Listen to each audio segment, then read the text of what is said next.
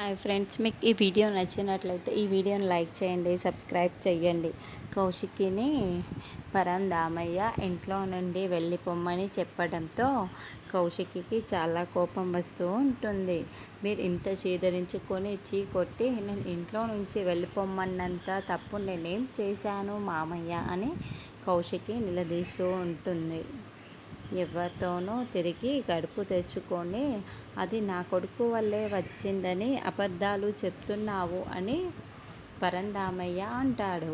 విడాకులు వరకు వెళ్ళిన ఈ మహాతల్లి ఎవరికో పుడుతున్న బిడ్డకి నా కొడుకుని తండ్రిగా చేస్తుందంటే నేను ఎలా చూసి ఊరుకుంటాను అని పరంధామయ్య మాట్లాడుతూ ఉంటే, మామయ్య గారు అని కౌశికి పరంధామయ్య చెంప పగలగొట్టడానికి చెయ్యి ఎత్తి ఒక్క క్షణం కూడా ఆగిపోతూ ఉంటుంది. దాంతో ధాత్రి, కేదార్తో సహా అందరూ షాకింగ్గా చూస్తూ ఉంటారు.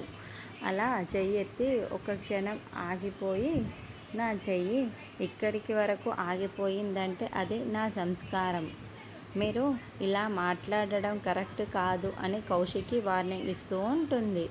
దాంతో పరంధామయ్య, ఏంటి నన్నే కొడతావా చెప్పు అని గట్టిగా అరుస్తూ ఉంటాడు. అప్పుడు కౌశికి కొట్టడం కాదు చంపేస్తాను అని వేలు చూపిస్తూ వార్నింగ్ ఇస్తూ ఉంటుంది.